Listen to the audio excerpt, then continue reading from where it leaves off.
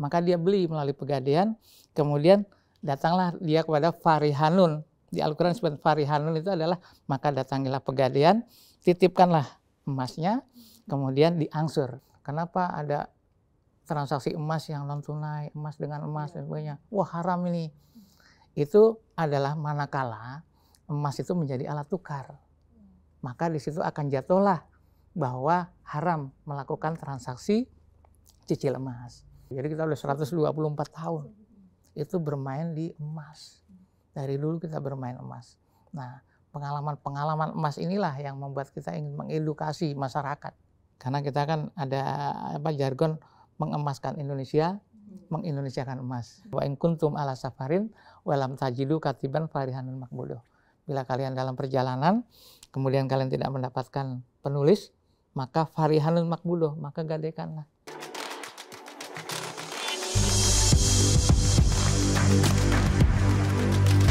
Halo, selamat datang di podcast Bareksa Insight bersama saya Hanum Kusuma Dewi dan saya bersama dengan CEO Bareksa Niputu Kurniasari.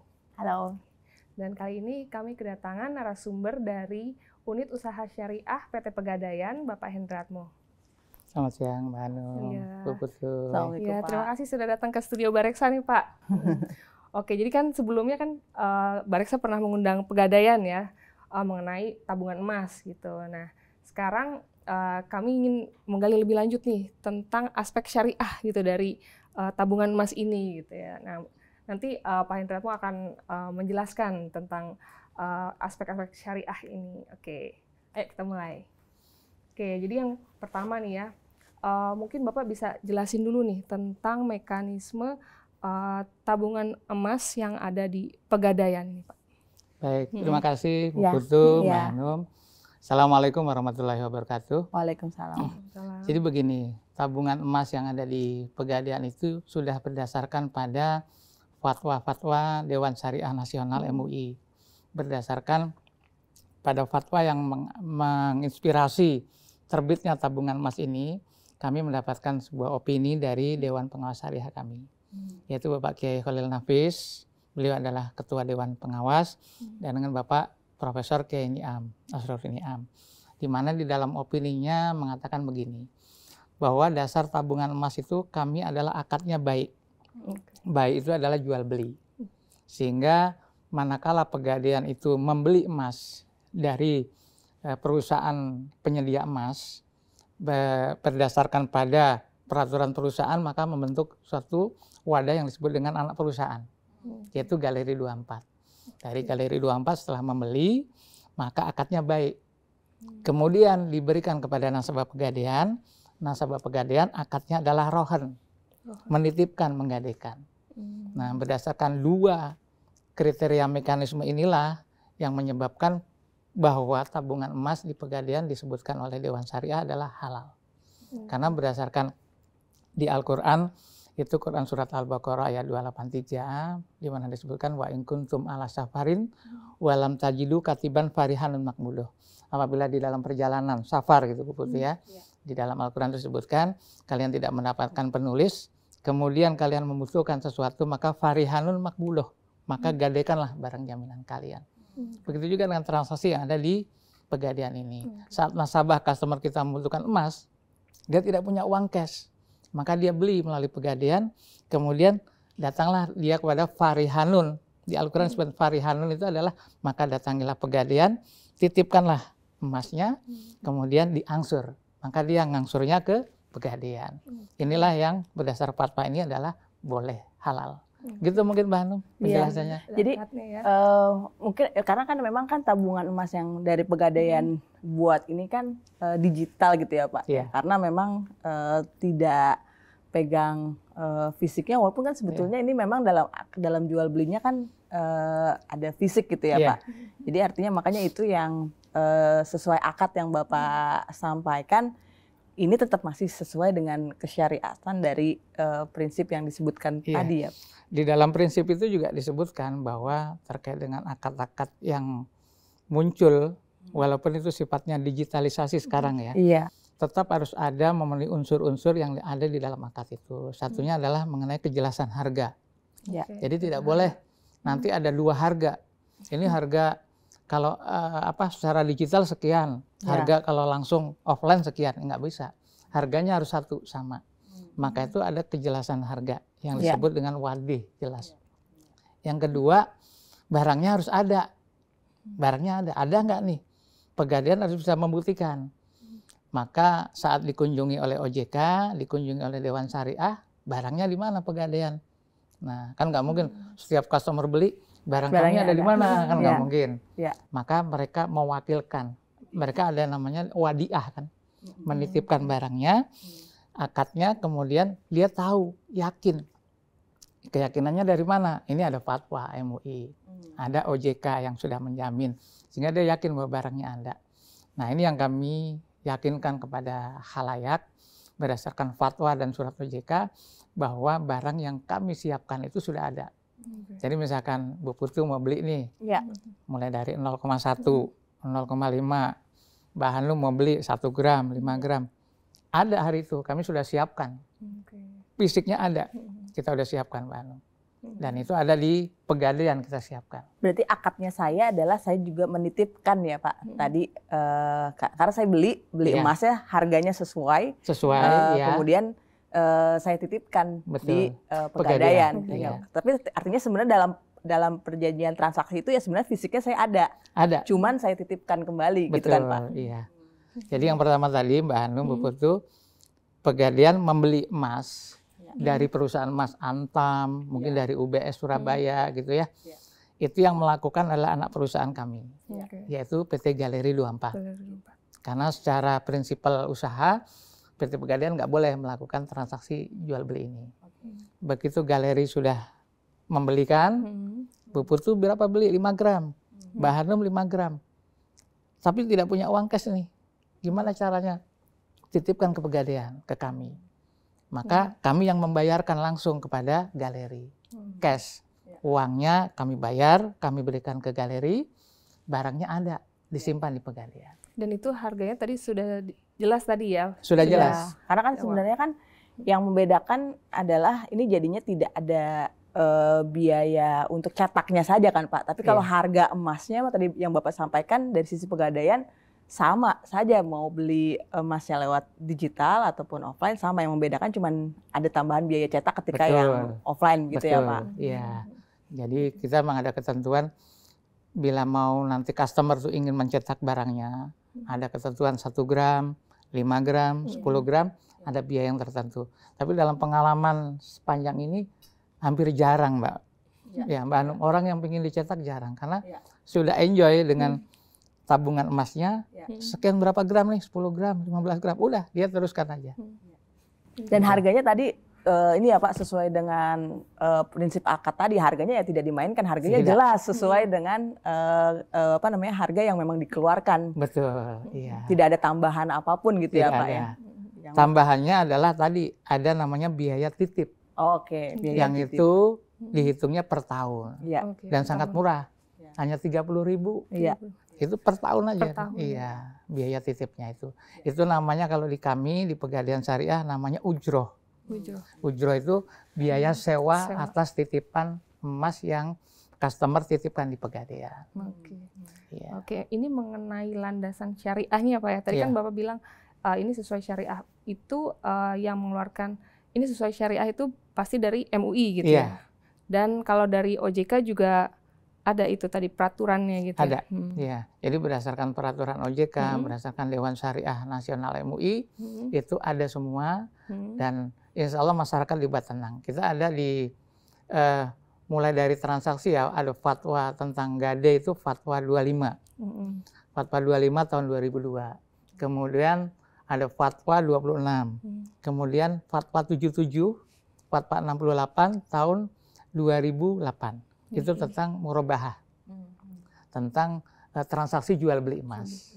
Nah, di mana disebutkan di situ selama emas ini bukan sebagai alat tukar, ya. Jadi kan istilahnya kalau bahasa syariah kita hadis itu ada yang namanya asbabul khuruj, ya. Nanti ada pertanyaan, kenapa ada transaksi emas yang non tunai, emas dengan emas dan sebagainya? Wah haram ini. Itu adalah manakala emas itu menjadi alat tukar, maka di situ akan jatuhlah bahwa haram melakukan transaksi cicil emas.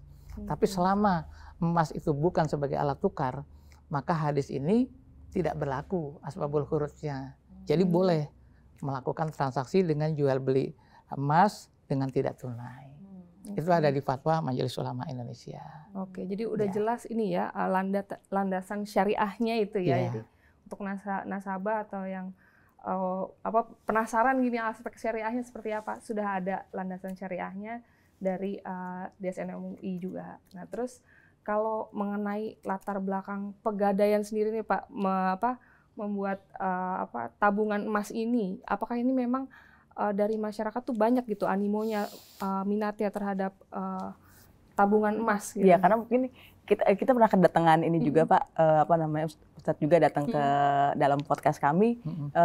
Emas itu menjadi hal yang menarik karena itu juga investasi pertama yang dilakukan oleh Nabi Muhammad gitu ya Pak. Jadi memang sebenarnya apakah memang emas ini merupakan sebuah investasi syariah yang mungkin memang bisa baik gitu Pak untuk dilakukan oleh masyarakat? Iya, jadi landasan syariah ini menjadi sebuah filosofi yang digaungkan oleh Pegadaian melalui Pegadaian Syariah pada tahun 2002-2003.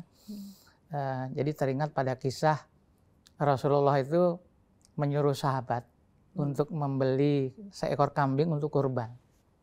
Saat itu Rasulullah memberikan 1 dinar. 1 dinar itu senilai 4,25 gram. Nah, kalau dirupiahkan sekarang berapa juta itu kan? Ya. Jadi 1 ekor kambing itu dari zaman Rasulullah sampai dengan sekarang itu 4,25 gram. Nah, inilah maka Rasulullah kemudian memberikan sebuah hadisnya kepada umat Islam saat itu, kepada semua umat manusia, bagaimana kita untuk menabung itu membeli emas, menginvestasikan dengan emas. Dan itu ternyata terbukti. Itulah landasan kenapa Pegadaian, dalam hal ini Pegadaian Syariah, filosofinya membuka tabungan emas. Yang kedua adalah bahwa ini yang pertama tadi kalau kehalalan ya. Iya. Karena halal secara syar'i, Al-Qur'an ada, secara sunnah Rasulullah sudah mengajarkan kepada kita manusia untuk melakukan transaksi yang bersifat syariah. Yang kedua adalah begini, bahwa Pegadaian ini adalah pemain emas dari tahun 1901 Bu Putu. Ya, Bu Putu belum lahir. Ya. Sudah Pak, sudah. Tahun 1901. Jadi kita udah 124 tahun. Itu bermain di emas. Dari dulu kita bermain emas. Nah, pengalaman emas inilah yang membuat kita ingin mengedukasi masyarakat. Bayangkan tahun 90 harga emas itu 25.000. Iya, per gram ya. Iya, itu zaman saya masih kuliah. Iya, saya kuliah di sini dekat Kemang nih. Saya kuliah di Bintaro Jaya. Dulu seharga 1 emas itu 1 gram 25.000. Bayangkan sekarang berapa? Kalau dulu saya 25.000 saya tabung, sekarang saya ambil jadi berapa uangnya, Mbak? Saya nabung 25.000 nih. Iya. Bu Putu sekarang ngambil uang 25.000 jadi berapa? Kayaknya sih ya nggak terlalu besar sih Pak, paling cuma jadi berapa juta gitu Pak. Masa jadi, Mbak Hanum, nabung 25.000 nih, diambil, sekarang jadi berapa? Nabung aja ke bank coba, 25.000 ditabung. Belum tentu sih Pak, belum ada potongan itu. Bisa habis. Admin dan lain-lain. Habis kan, iya. Admin kan habis. Tapi saya 25.000, saya belikan emas. Bu Putu beli emas nih, sekarang diambil, dijual, jadi berapa? Kenaikannya wah, tetap 1 gram tapi kan? 1 gram. 1 gram. 1 gram sekarang dijual berapa? 1,3 juta. 1,3. Oh, yang 1 gram ya. 1 gram 1,3 juta. Jadi zaman saya kuliah tahun 90, LM itu 1 gram 25.000. 25.000. Kalau saya ke Taman Puring, 25.000 itu saya beli celana, beli sepatu kan 5.000 tuh. Sepatu, baju 5.000-an. Masih dapat tuh celana baju. Sekarang 25.000 ke Grand Indonesia. Udah nggak dapat Pak. Beli sepatu dapat nggak? Nggak dapat. Iya 1.400.000 kan sepatu, baju, celana nggak bisa. Tapi coba Bu Putu beli emas 1 gram, sekarang dijual 1 gram, dapat. Nah inilah kenapa Pegadaian filosofinya ingin mengedukasi masyarakat, nabunglah emas. Begitu, Mbak. Oke, itu tadi mungkin bisa dijelasin sedikit nih profil nasabahnya atau penggunanya tabungan emas ini ya. Apakah kan kalau zaman dulu banyak orang yang mikir nih pasti ibu-ibu nih yang suka nabung emas gitu kan. Apakah sekarang seiring dengan digital nih ya, tren digital gitu, apa mulai Gen Z sama milenial juga masuk di tabungan emas ini? Sama juga kan kalau kita lihat kan trennya di anak-anak muda ya, alhamdulillah ya Pak, kan trennya juga udah mulai banyak yang hijrah, menggunakan semua yang syariah. Mereka lebih preferensinya jadi lebih ke arah produk-produk syariah. Nah, apakah itu juga terdorong nih Pak dengan adanya digitalisasi di tabungan emas Pegadaian? Ini karena pengalaman kami, kebetulan saya yang masih tersisa di Pegadaian ya. Sekarang udah Gen Z, hampir 80, mungkin 70% karyawan kami di Pegadaian tuh hampir milenial sekarang, 70%. Nah, separuh saya ini yang tersisa. Saya kakaknya milenial, kolonial ya. Enggak Pak. Jadi dulu zaman saya awal-awal di Pegadaian memang customer kami, nasabah kami itu ibu-ibu yang pakai apa namanya tuh, pakai bakul ya, pakai bakul digendong, pakai sinjang kalau sekarang bilang, pakai jari kain kan, ya. Dan itu hampir mungkin 80-90% nasabah kami itu dulu ya, tahun sekian sampai tahun 90. Tahun 90 kami sudah mereformasi dengan profilnya berbeda lagi, dan akhirnya di tahun 2020 pasca Covid ini Mbak Hanum, saya sendiri kaget karena apa? Saya masuk ke komunitas-komunitas untuk literasi, edukasi keuangan syariah nih. Yang hadir tuh anak-anak Gen Z semua, anak-anak milenial. Ya, anak-anak milenial. Jadi saya masuk ke kampus di Universitas Syekh Kuala Aceh ya.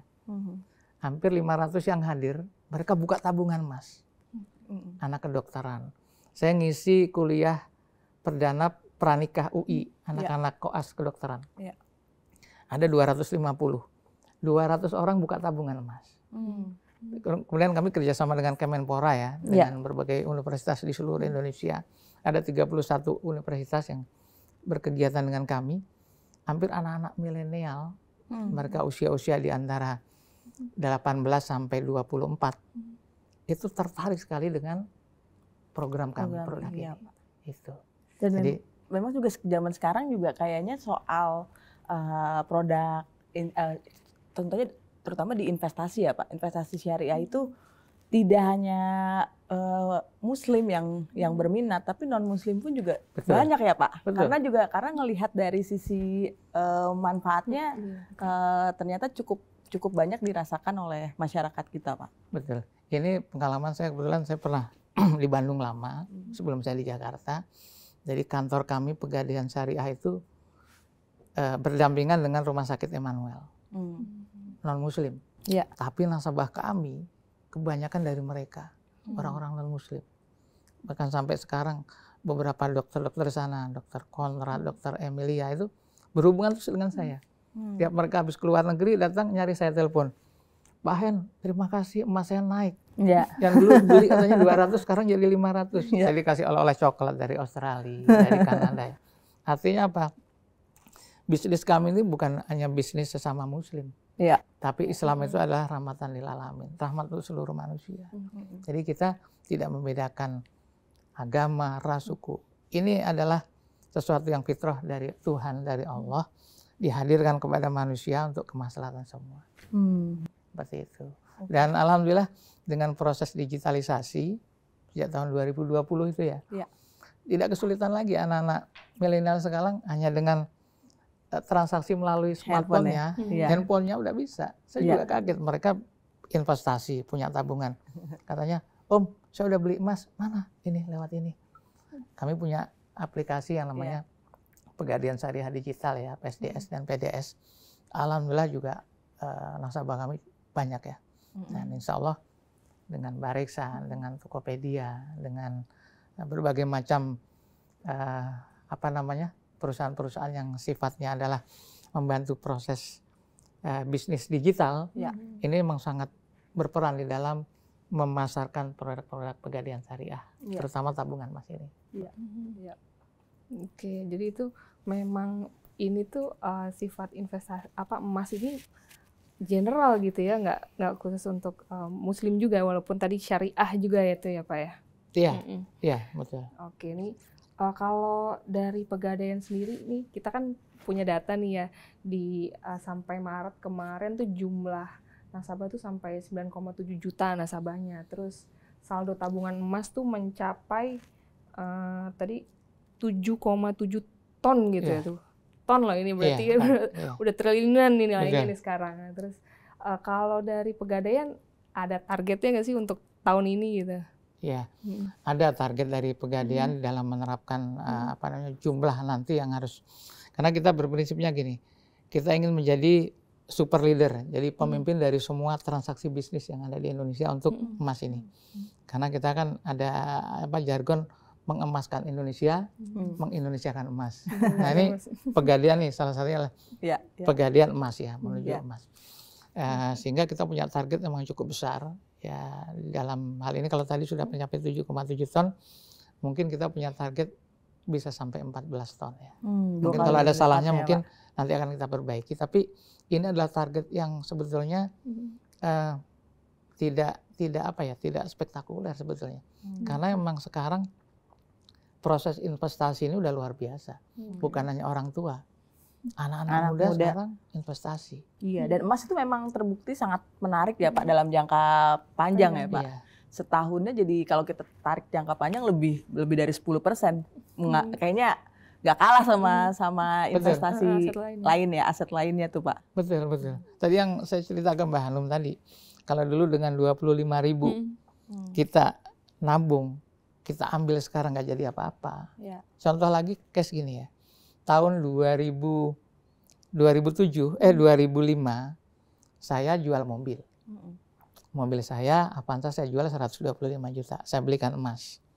Itu dapat sekitar 500 gram. 500 gram. Ya. Nah, harganya emas waktu itu masih 100 ribu. 115 ribuan. 100 ribu lah gampangnya ya. Saya jual mobil saya belikan emas. Kemudian saya nabung-nabung dapatlah 500 gram.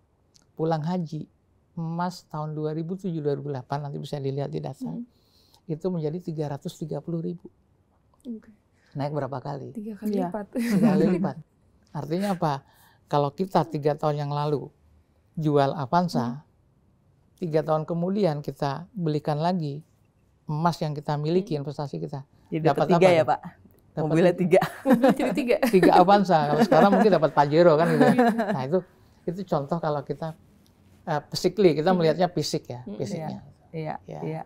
Kayaknya kalau dilihat tuh memang untuk emas tuh mungkin udah banyak yang jadi sepakat bahwa secara hasil tuh memang ternyata menjadi satu alat investasi yang menarik ya Pak. Cuman kembali lagi tuh kadang tuh masih ada keraguan Pak, karena tadi terkait dengan pembayaran digital nih Pak, ininya. Sebetulnya memang apakah ada ini Pak, ada kajian yang mungkin bisa dipelajari gitu ya Pak oleh oleh investor yang mungkin sudah membeli emas di Pegadaian ataupun yang masih pengen beli nih Pak sebenarnya kalau lihat dari hasilnya, cuman masih ragu dengan apakah saya harus beli di toko langsung fisik tunai atau masuk ke tabungan emas digitalnya dari Pegadaian tuh Pak. Iya, jadi begini, saya bicaranya jujur aja ya. Iya.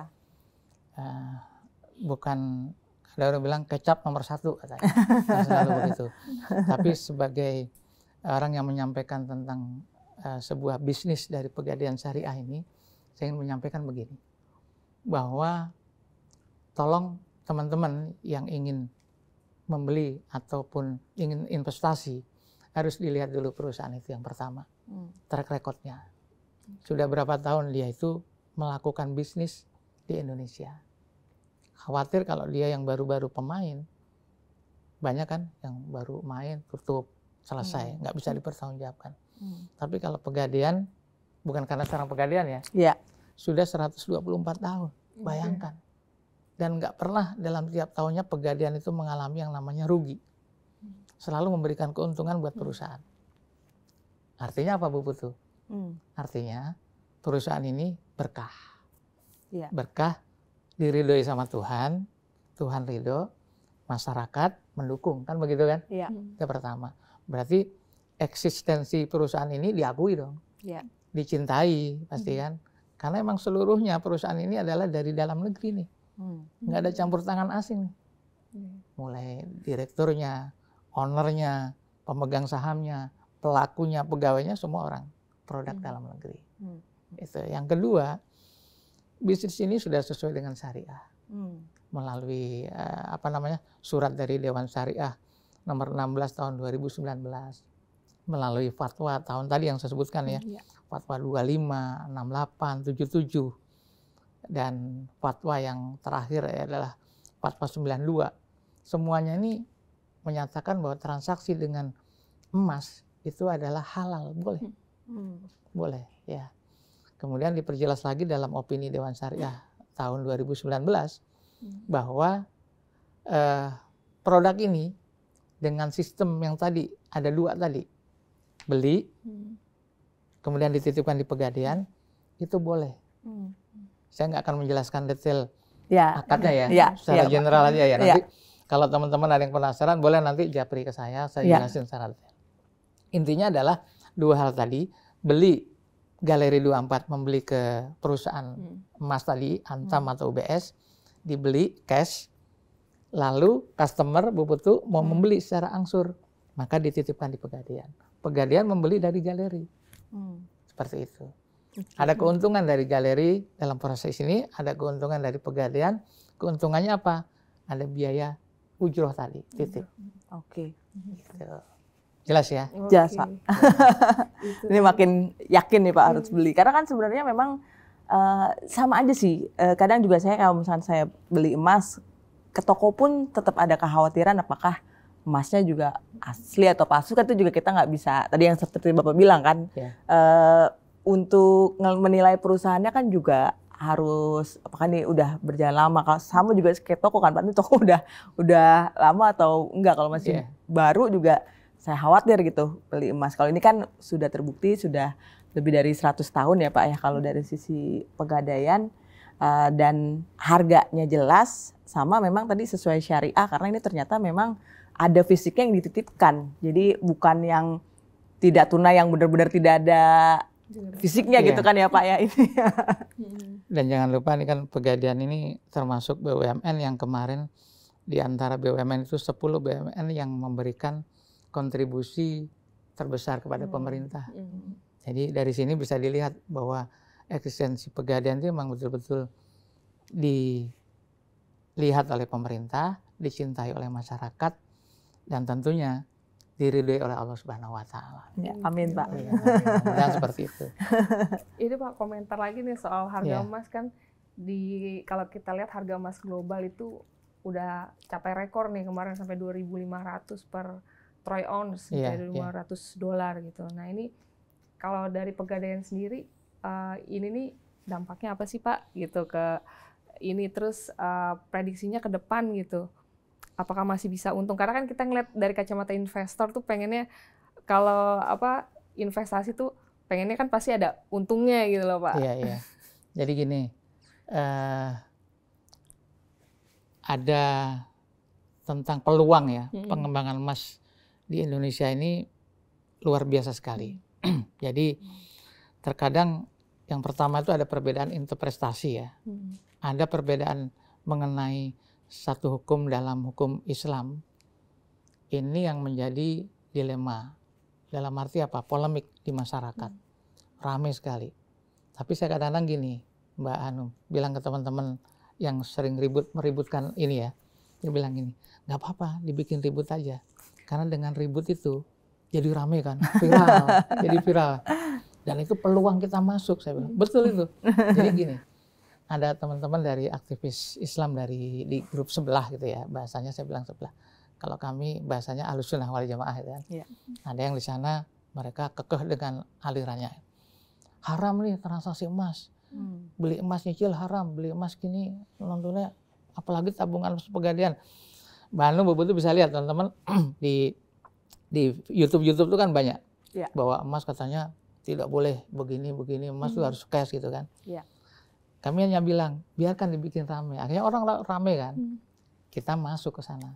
Kita jelaskan ini loh hadisnya. Kita jelaskan hadis asbabul khurujnya ini. Jadi saya pernah debat sama orang dari sebelah itu. Kalau memang mau berdebat ayo, tapi jangan kita hanya berdebat berdua. Ya. Kita harus ada saksi. Nah, nanti saksi keilmuan. Ada asbabul khuruj, turun, sebab turunnya hadis itu di mana? Ya. Bagaimana hadis itu diturunkan kepada kepada manusia dari Rasulullah? Kenapa Rasulullah menyampaikan itu pada saat zamannya? Maka disitulah muncul teman-teman tadi, kemudian mereka membaca sebuah peluang. Oh iya, emas direbutkan. Oh ternyata ini kaitannya bisnis. Ya bisnis. Nggak boleh dilakukan oleh Pegadaian, tapi biar aku aja yang melakukan. Nah, ternyata begitu. Kita lihat, oh iya, diharamkanlah Pegadaian, diharamkan misalkan Bu Putu, wah Bu Putu jangan lakukan bisnis itu. Ternyata dia ngelakuin. Iya. Nah ini kan bisnis. Iya. Nah itulah kesempatan kita tentang perbedaan interpretasi ya, tentang peluang tadi. Yang kedua, teknologi Mbak Anu. Teknologi, pengembangan teknologi yang cepat ini membutuhkan adaptasi ya, yang cepat juga di dalam sistem yang kita usung secara syariah ini. Dan alhamdulillah teknologi yang kita kembangkan ini udah cukup bisa sekarang dihandle oleh teman-teman di milenial. Mereka bisa mengakses untuk transaksi beli emas secara cicil, investasi emas. Mereka mau menabung itu mudah sekali tanpa mereka harus datang ke Pegadaian. Kemudian yang ketiga, penerimaan masyarakat. Meskipun masyarakat kita saat ini ya ada kategori masyarakat yang di bawah garis kemiskinan ya, banyak sekali, tapi tidak berarti mereka tidak bisa beli emas. Ya, misalkan ada katanya 40% masyarakat kita di bawah kemiskinan. Begitu saya datangi mereka, kemarin saya habis ke ND, ke daerah NTT yang katanya daerah miskin katanya. Saya datangi mereka, potensinya katanya kecil. Mereka hidupnya hanya dari nelayan ikan. Ternyata mereka itu suka sekali beli emas, nabung. Ya. Nah inilah, jadi kelihatan potensinya itu setelah kita melakukan edukasi. Kalau hanya perspektif aja, oh ini daerah miskin nih nggak bisa nih, ternyata tidak. Gitu. Jadi penerimaan masyarakat terhadap produk emas, tabungan emas ini penting memahamkan mereka. Itulah pentingnya literasi edukasi yang harus kita lakukan kepada masyarakat untuk masa depan mereka. Berarti jawabannya tadi yang untuk masa depan pasti memang emas itu akan naik karena demand-nya ini semakin mudah gitu ya Pak. Kan dengan semakin mudahnya tadi yang Bapak sampaikan, emas jadi makin mudah orang untuk beli, demand-nya naik, yang membuat harga emas pasti ya di masa yang akan datang akan jadi naik dengan adanya latar belakang tersebut. Betul. Ya Pak. Soalnya saya suka dibilang gini Pak, ada beberapa orang gitu yang bilang, saya kalau beli emas ngarepin harga emas naik tuh saya kayak ngarepin ada krisis gitu, ngarepin orang susah. Padahal kan nggak selalu seperti itu ya Pak. Betul. Kenaikan emas kan tidak hanya terjadi ya karena adanya, mungkin walaupun memang emas itu kebal terhadap krisis, tapi juga dengan adanya literasi dan inklusi termasuk yang dilakukan oleh Pegadaian Pak juga bersama kami meningkatkan demand akan emas. Nah ini juga jadi satu potensi untuk menaikkan harga emas ke depannya kan. Betul Mbak Anum ya. Jadi beli dari sekarang Pak, nggak telat. Ya. Jadi gini, teman-teman itu dulu begini, bahkan istri saya dulu mau beli emas itu nunggu emas turun. Nunggu emas turun dulu lah katanya. Tapi kapan turunnya? Nggak turun-turun. Ya. Begitu emas sudah naik di harga 500, baru dia beli kan. Aku beli aja lah 500.000, biarin mahal. Tapi setelah 4 tahun kemudian, harga emas naik jadi 1 juta. Dia bingung, loh kok naik juga? Sekarang naik lagi kan? Nah inilah. Jadi emas nggak ada ceritanya itu, bahasanya turun di dalam statistik ya, turunnya sampai ngedrop sampai terlalu bawah itu nggak pernah ada. Pak, terus saya penasaran ya Pak, ini pribadi aja ya Pak. Kenapa dulu tuh Nabi Muhammad pertama mengenalkan investasi itu dengan dengan emas ya Pak? Iya, jadi gini, kalau di Al-Quran itu kan selalu terkait dengan ilmu ya, keilmuan ya. Jadi di Al-Quran itu sudah ada bahasa ilmiahnya, teknologi ada, bagaimana nanti ke depannya ya. Jadi Rasulullah itu memang pemimpin masa depan ya. Waktu itu sudah ada di sana dan diakui oleh para tokoh-tokoh sebagai salah satu 100 orang tokoh yang hebat ya. Beliau mengajarkan kepada kita tentang edukasi investasi emas. Kenapa? Karena emas itu tahan korosi. Ya. Tapi jangan coba-coba emas dipakai laki-laki. Karena Rasulullah bilang, kalau emas dipakai laki-laki, ada zat tertentu yang saya tidak tahu di dalam kedokteran, itu akan membuat sebuah senyawa kimia yang akan merusak peredaran darah. Maka saya nggak pakai emas. Iya. Ya. Tapi disimpan emas saya gitu. Iya. Nah, kalau itu pertama emas tahan korosi ya. Yang kedua, emas itu Rasulullah itu tadi bilang, beli kambing dengan emas. Ini dikasih emasnya 1 dinar. Artinya apa? Bahwa emas ini bersifat apa? Liquid, mudah untuk dibawa kemana-mana. Dan itu ada dalam teori kita, dalam investasi kita. Jadi Rasulullah ngasih sahabatnya cari kambing dengan emas. Dia nggak usah bawa uang berkepok-kepok. Cukup dengan emas kecil bisa. Itulah kenapa Rasulullah mengajarkan kepada kita umat manusia, bukan hanya umat Islam, investasi emas. Biar apa? Emas itu nggak mudah karatan, tahan korosi, ya. Kemudian emas itu kebal inflasi tadi kan. Dulu 1 gram dapat kambing, sekarang 1 gram pun nilainya juga tinggi kan.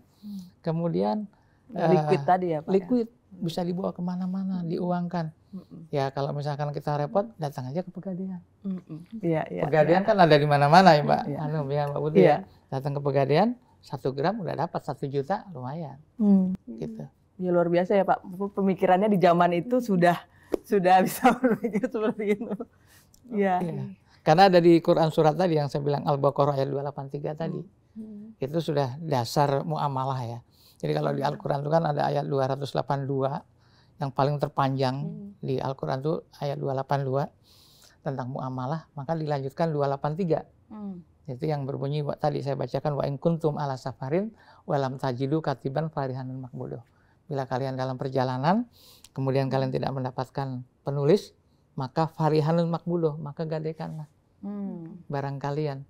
Dan itu sudah diajarkan oleh Rasulullah Muhammad. Jadi tentang emas, tentang menggadaikan, transaksi gadai. Sebenarnya sudah ada semua. Tinggal kita manusia yang bisa berpikir, yang bisa nanti untuk melakukan perbaikan-perbaikan dalam konsep teknologi, memperbaiki dalam fitur-fitur produk kita ini. Gitu. Seru sekali. Iya. Terakhir nih Pak, mungkin bisa kasih sharing lah tips-tips untuk investor atau nasabah nih ya, yang terutama yang nonton podcast Bareksa Insight ini, bagaimana sih cara berinvestasi emas atau nabung emas gitu ya, dan apa sebaiknya yang jangan dilakukan agar tetap sesuai dengan prinsip-prinsip syariah yang halal gitu. Baik, ini ada beberapa tips yang ingin saya berikan buat semua teman-teman juga ya. Kemudian buat para pemirsa semuanya, bagaimana kita melakukan transaksi tersebut bisa lebih aman ya. Secara ada dua ya, secara syariah bisyariati maupun secara investasi biinvestasi. Karena dalam tren pembelian emas ini banyak sekali sekarang ini menjamur ya. Menjamur sekali. Mungkin Bu Putu di Bareksa mungkin banyak ya bisa membaca itu. Yang pertama begini. Kita harus melihat akad yang digunakan yang pertama nih, karena kita kan kembali kalau saya akan membawa misi syariah, Pegadaian Syariah, karena penting akad ini. Apapun agamanya, apapun sukunya, apapun bahasanya, orang ada dimanapun, dia ingin sesuatu yang baik, yang halal dan thayyib kan itu bahasanya, halal dan thayyib. Halal itu secara perolehannya halal, dia memperolehnya halal, bayarnya halal. Thayyib baik untuk dirinya. Kan ada juga yang thayyib itu tidak baik untuk dirinya kan. Misalkan dia halal membeli membeli makanan, tapi ternyata makanan itu tidak sehat, tidak menyehatkan. Misalkan beli es krim, padahal suhunya badannya lagi demam. Kira-kira orang yang demam minum es krim gimana? Tambah demam. Tambah demam. Nah itu yang disebut dengan toyib. Itu halal dan toyib. Akad yang digunakan. Itu pertama ya. Kemudian yang kedua, kita harus lihat kemungkinan regulasi yang mendukung. Regulasi dari pemerintah bagaimana. Maka tentunya upaya-upaya untuk mengarah ke sana ini penting. Bagaimana mungkin kita melakukan bisnis ini kalau regulasi pemerintah tidak mendukung. Maka teman-teman, buat teman-teman milenial nih, saat melihat sebuah bisnis, kira-kira regulasi pemerintah mendukung nggak? Kira-kira ini investasi yang dia tanamkan di perusahaan tersebut ada kaitannya nggak dengan regulasi? Bertentangan nggak dengan regulasi? Ya. Ini bisa dipelajari kok, saya kira. Ya, Bu Putu ya? Iya. Bisa dipelajari itu. Terus apalagi Bu Putu kira-kira? Apa Pak dari Bapak? Ada akses yang bisa mudah ya Pak? Mudah. Akses. Jadi kira-kira apa tipsnya tadi yang ketiga? Aksesnya mudah dijangkau, mudah aplikasinya ada, mudah. Dan transparan ya Pak? Transparan. Karena kan tadi kan salah satu biar akad sesuai dengan akad adalah transparansi dari harga. Betul. Jadi kalau orang dulu bilang kalau kita mau beli sesuatu ke pasar itu kan harus naik angkot, bawa barang, bawa jinjingan itu ke pasar untuk beli ya. Sekarang kan cukup dari kamar sambil tidur-tiduran tinggal klik sudah terjadi semua. Nah itu mungkin yang saya bilang tadi akses yang mudah, tapi juga wadih, bahasanya syariat itu wadih itu harus jelas. Ya harus jelas. Oh ya, mohon maaf. Oke, tadi. Saking semangatnya nih Oke, jadi itu tadi ya. Syariah itu tadi yang penting baik, toib ya Pak ya. Sesuai regulasi dan ini juga aksesnya mudah gitu ya, tidak menyusahkan kita gitu ya Pak ya. Tadi yang saya maksud dengan regulasi itu begini ya, kita bisa menetapkan tujuan investasi ya. Apakah investasi itu jangka pendek, menengah, atau long, panjang. Ini yang penting buat teman-teman milenial. Karena saya pernah muda. Kalau teman-teman anak muda kan belum pernah tua. Nah, saya pernah muda. Nah, maka saya bilang tentukan tujuan investasi itu jangka pendek, menengah atau panjang. Dan juga jangan sampai ini juga ya Pak, kena investasi bodong tuh Pak. Itu dia. Maksudnya, maka tadi pelajari regulasinya. Regulasinya saat kita lihat perusahaan ini, kita harus cerdas dong. Kita harus tanya sana sini, kita melakukan analisa survei ya. Itu mengenai jangka pendek investasi. Kemudian yang terkait dengan investasi emas tadi, membeli emas itu yang sudah saya kemarin lakukan sosialisasi di ND ya. Saya bilang begini, kita membeli investasi atau membeli emas itu tidak harus nunggu kaya Mbak Anu. Tidak harus nunggu kaya. Jadi Pak, kemarin kan viral nih, gaji guru di ND berapa tuh kemarin? 300.000. Iya betul. Ya 300.000. Saya bilang ke mereka guru-guru itu di sana, apakah Anda terima dengan kondisi ini? Dengan gaji honor 300.000 sebulan. Buat makan aja susah. Sekarang begini, mau nggak saya ajarin? Sekarang nabung, berapapun, 50.000 sisihkan, tutup mata aja. Dari gaji 300 tutup mata 50.000. Insya Allah nanti anak-anakmu yang akan menikmati. Itu namanya menabung emas dengan cara dipaksa, bertahap. Dari nominal yang paling kecil, 0,1 gram, 0,2 gram. Nah itu jadinya terbantu ya Pak dengan adanya digital. Bayangkan kalau yang masih belum digital dulu, belinya harus 1 gram, nggak ada yang jual 0, kan. Betul. Jadi harus beneran nungguin dulu sekarang harga udah 1.400.000 nunggu duit 1.400.000. Kalau sekarang dengan adanya digital 50.000 bisa Pak. Bisa, maka itu ada sekitar 40% peluang pasar di Indonesia ini yang mereka tadi katanya di bawah garis kemiskinan itu, yang itu sebenarnya pangsa pasar kita. Para anak-anak muda yang belum berpenghasilan. Jangan dikira anak-anak muda nggak berpenghasilan, nggak punya uang. Mereka untuk rokok aja satu hari bisa 1 bungkus kan, 28.000. Saya bilang sisihkanlah 5.000 sehari. Sebulan 150.000. Nabung emas saya bilang. Sepakat mereka deal Anu. Mau mereka anak-anak remaja itu.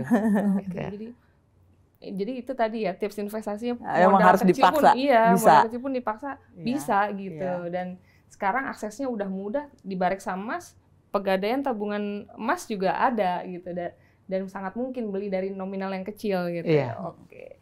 Mulai dari yang kecil, mulai dari sekarang, mulai dari kita. Iya. 3M itu. Itu tadi. Oke, jadi udah banyak banget nih ilmu yang sharing dari Pak Hendratmo ini ya. Semoga sangat berguna untuk teman-teman smart investor, apalagi tadi soal aspek syariah terjawab juga kan gitu. Oke, dan itu tadi diskusi kita kali ini. Semoga bermanfaat dan sampai jumpa di podcast Bareksa Insight berikutnya.